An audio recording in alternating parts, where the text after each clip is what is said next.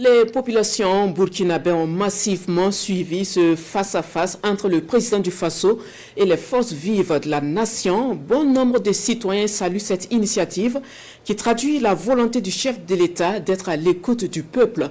Notre rédaction a recueilli quelques avis à Ouagadougou et c'est avec Mariama Tamboura.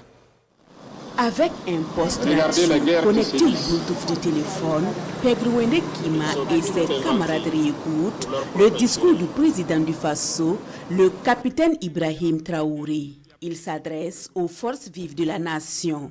Et pour cela, ils se sont mis un cliché en tête. L'Africain est facile à manipuler, il est émotionnel. Ils trouveront toujours un Africain pour lutter contre son frère. Une rencontre annoncée au journal de 20h de la télévision du Burkina ce mardi 9 juillet 2024. C'est un rendez-vous avec les forces vives des 13 régions qui vient conforter plus d'un. C'est le pouvoir du peuple qui est en train d'être exercé en ce moment. Et donc le pouvoir du peuple, vous voyez que toutes les franges de la population est représentée. Et on donne l'opportunité à chaque frange de poser sa question. Ce n'est pas pour que demain, aucune frange de la société ne dise que lui, il n'a pas eu le temps de participer à la construction de l'édifice public. Donc on donne une opportunité à chacun de poser des questions, de revenir là où il pense que c'est intéressant et qu'on doit faire ci ou on doit faire cela. Nous avons suivi à la télé, écouté à la radio, nous apprécions la démarche. Cela traduit sa volonté de gouverner avec transparence.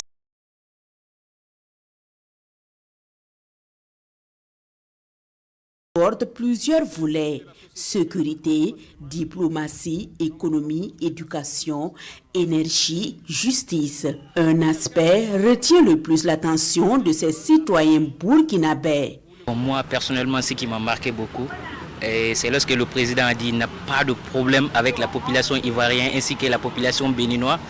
Le Burkina a des problèmes avec les politiciens, les hommes qui sont au pouvoir au Bénin et la Côte d'Ivoire. J'ai beaucoup aimé cette part. Consciencieusement, il ne faut pas se laisser manipuler. Il a ton problème. Ce que je retiens, c'est le fait de faire savoir que le Burkina Faso n'a pas de problème avec les Ivoiriens, mais avec les dirigeants ivoiriens. La Côte d'Ivoire n'a pas à s'immiscer dans les affaires du Burkina ni du Niger. Ce qu'il a dit, c'est fondamental. Nous n'avons rien contre le peuple ivoirien et parce que Sankara nous l'avait déjà enseigné.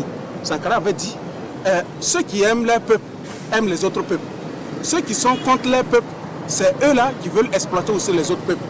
Il appartient au peuple, il appartient aux Ivoiriens, il appartient au peuple béninois de s'inspirer de ce que Mathieu Kérékou, à cette époque, avait voulu comme combat.